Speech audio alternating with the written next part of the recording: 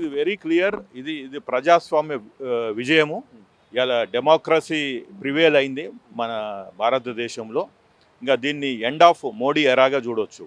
అంటే ఇంకా మోడీ పతనము స్టార్ట్ అయింది. ఇప్పుడు 2014కి బిఫోరు ఎట్లయితే 12 నుంచి కాంగ్రెస్ పతనం స్టార్ట్ అయిందో, ఎప్పుడైతే ఇండియా అగెన్స్ట్ కరప్షన్ నుంచి, తర్వాత నిర్భయ కేసు, రేప్ కేసు గురించి, అంటే అంతకుముందుకు రేపులు జరిగాయి, అంతకుముందు ఈ దేశంలో కరప్షన్ ఉంది. నాట్ ఓన్లీ ఈ దేశంలో, ప్రపంచంలో రేపులు జరిగాయి, వేరే దేశాల్లో కరప్షన్ కూడా ఉంది.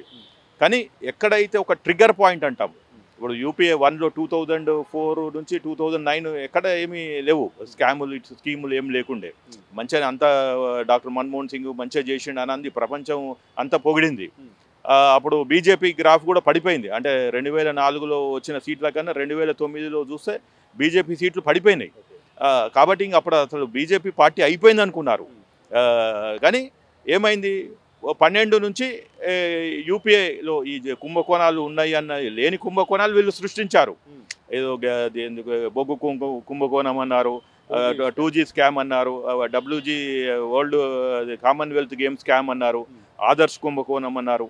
ఇంకా వాళ్ళకి ఏది దోస్తే అది కుంభకోణం అని చెప్పారు. కానీ ఈ 10-12 సంవత్సరాలు మోడీ ప్రభుత్వం వచ్చినాక ఏ కుంభకోణాన్ని కూడా ఈ దేశం ముందర పెట్టలేదు. దోషుల్ని జైలుకి పంపించలే. కరప్షను అని ఎవరు చేశారు అంటే, ఎవరైతే చేశారో ఇవాళ వాళ్ళందరూ కూడా బీజేపీలో జాయిన్ అయినరు. కాబట్టి ఇది ఒక కాక్రోచ్ జనతా పార్టీ యువకులని కాదు, ప్రతి సెక్షన్ ఆఫ్ సొసైటీలో ఈ ఒక ఆవేదన ఉన్నది. ఈ ఆవేదన బొట్టు అయ్యి ఒక నదిగా అయ్యి నది నుంచి సముద్రం అన్నట్టు ఆ టైపులో ఇవాళ స్టార్ట్ అయింది. సో వీళ్ళు కూడా ఇట్లా చాలా మూర్ఖుల మాదిగా మేము ఎవరిని పట్టించుకోము, మాకు ప్రజలతో సంబంధం లేదు, పార్టీలతో సంబంధం లేదు, తర్వాత ఈ సంఘాలు అంటాం కదా, కుల సంఘాలు, తర్వాత unions, labour unions, farmer unions, మహిళా యూనియన్స్, యూత్, దేని మాకు సంబంధం లేదన్నట్టు గత 12 సంవత్సరాల నుంచి ఒక నిరంకుశ పరిపాలన, ఒక డైలాగు లేదు, డిస్కషన్ లేదు, ఒక నెగోషియేషన్ లేదు. ఇంకా వాళ్ళు చెప్పిందే my way or no way అన్నట్టు మాట్లాడేవాళ్ళు. నేను చెప్పిందే విను, లేదంటే ఈ దేశంలో నువ్వు ఉండటానికి లేదు అని చెప్పి ఇంకొక బ్రాండింగ్, నువ్వు యాంటీ నేషనల్, యాంటీ హిందువు, నువ్వు పాకిస్తాన్ తొత్తువి, బంగ్లాదేశ్ తొత్తువి, నువ్వు చైనా తొత్తువి, నీకు ఫండింగ్ అక్కడి నుంచి వస్తుందని ఇలా ముద్రేసేవాళ్ళు. ఇవాళ కరెక్ట్గా ఇవాళ మధ్యాహ్నం నుంచి మీరు చూడండి, ఇవాళ వీళ్ళందరూ యాంటీ నేషనల్సా? ఇప్పుడు యాంటీ నేషనల్స్ డిమాండ్ చేస్తే ధర్మేంద్ర ప్రధాన్ రిజైన్ చేశాడా?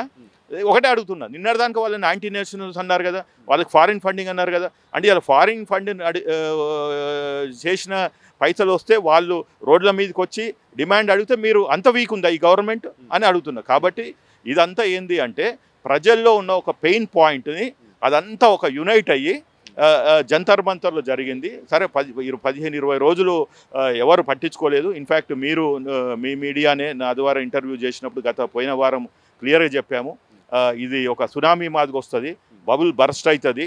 కాబట్టి మోడీ గారికి మేము విన్నపించేది ఏంటంటే, మూర్ఖుని మాది కాకుండా, ఒక ప్రజాస్వామ్యంలో నియంత మాది కాకుండా, ఒక డెమోక్రటిక్ లీడర్గా నువ్వు చర్చలు జరపని చెప్పాము.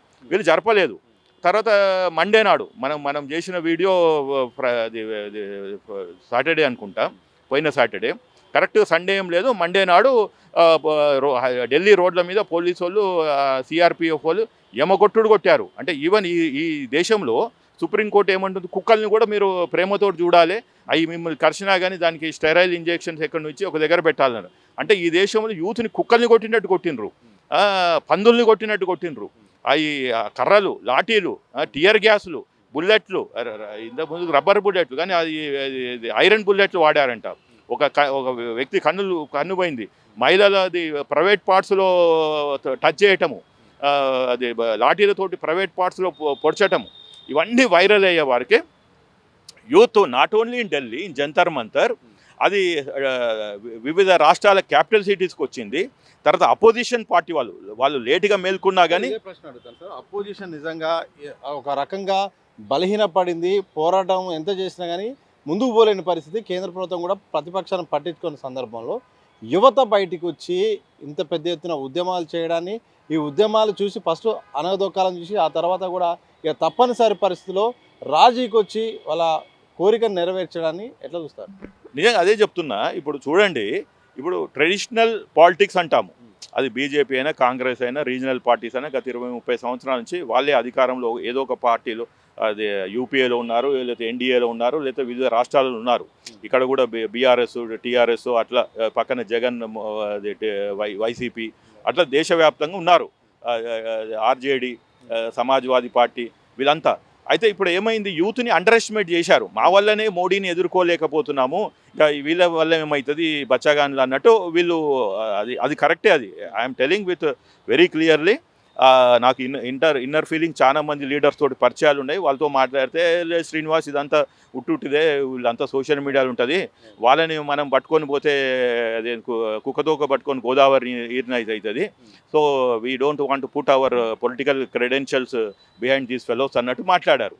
అదే వేరే దేశాలలో జరిగింది జెన్జీలో, కానీ మనకి ఈవెన్ మోడీ అట్లా కాదు, అది ఈయన అంచేస్తాడు అది అని. కానీ ఏదైతే 20వ తారీఖు తర్వాత ట్రిగ్గర్ అయినాకనే రాహుల్ గాంధీ కూడా 21 నాడు పోయిండు. ఏది 21 నాడు, 20 నాడు వీళ్ళని కుక్కల్ని కొట్టినట్టు, పందుల్ని కొట్టినట్టు రోడ్ల మీద కొడితే, వీళ్ళు అదే రోజు రాత్రి మళ్ళీ వచ్చేసిండ్రు ఏది జంతర్ మంతర్కి. ఆ టెంట్లు గింట్లు అన్ని మళ్ళీ వేసేసుకున్నారు. మళ్ళీ 3,000 మంది 5,000 మంది జమ అయినరు 20వ తారీఖు నాడే. అయితే అప్పుడు రాహుల్ గాంధీ దాన్ని ప్రధానమంత్రి ఇంటి ముందుకు తీసుకెళ్ళాడు. 150 మంది ఎంపీలని తీసుకుపోయి మొత్తానికి అట్లా చేశాడు. 21 నుంచి ఇంక అప్పుడు ఇంకా రీజనల్ పార్టీస్ కూడా జమ అయినాయి. ఇక్కడ కేటీఆర్ గారు అయినా ఇంకా వేరే దగ్గర, ఇప్పుడు జగన్ కూడా 28 నాడు ఏదో ర్యాలీ పెడుతున్నా అన్నాడు. అట్లా ఇంక ఏమైందంటే ఇంకా అది ఒక వైల్డ్ ఫైర్ మాదిగా అడవి తగలబడితే ఎట్లా పోతుందో, కొన్ని 100,000 ఎకరాలు ఊర్లు తగలబడ్డట్టు ఇంకా వెళ్ళిపోతుంది ఇది.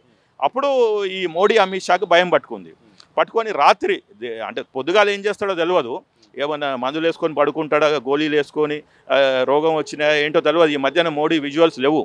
అయితే మధ్యరాత్రి ఎప్పుడో ఇంకా ఇంజక్షన్లు సూదులు గిట్ల ఇచ్చి డాక్టర్లు లేపి వీడియో తీపిచ్చినట్టు. ఆ వీడియో కూడా అది ఏఐ జనరేటెడా లేకపోతే నిజమైన మోడీ చేశాడో మనకు తెలియదు. మొన్న ఒక వీడియో రిలీజ్ చేశాడు. అయితే ప్రపంచమంతా, దేశమంతా రాజీనామా చేయని ఆడ తినకుండా కూర్చుంటే, నా వీడియోకి పెడితే 24 గంటల్లో 1 మిలియన్ వ్యూస్ పెరిగినాయని ఇదొక సోది చెప్పుకుంటూ కూర్చున్నారు ఈ బీజేపీ వాళ్ళు. అదేందో విచిత్రంగా, ఏమో నీకు 1,00,000 మిలియన్స్ పెరుగుతుంది, 1 మిలియన్ పెరుగుతుంది, ఎవరికి ఏం కావాలి బాబు? ఆడ నువ్వు ప్రజలను పట్టించుకోనప్పుడు నీ వ్యూస్ పెరిగితే ఏముంది అవి పెయిడ్ వ్యూస్. కాబట్టి ఈ దేశం కాకుండా విదేశాలలో మోడీకి పోతే 30,000 మంది 50,000 మందిని పిలిచి ఆడ స్పీచ్లు ఇస్తుంటాడు కదా, వాళ్ళు మధ్యరాత్రి కూర్చొని ఈ ట్విట్టర్లు చేస్తుంటారు. So Modi is not for India prime minister, is for abroad people, NRI. వాళ్ళు చూసుకుంటున్నారు. కానీ ఇండియాలో ఉన్న సమస్యని సాల్వ్ చేయడానికి మన ప్రధానమంత్రికి 25 రోజులు పట్టింది.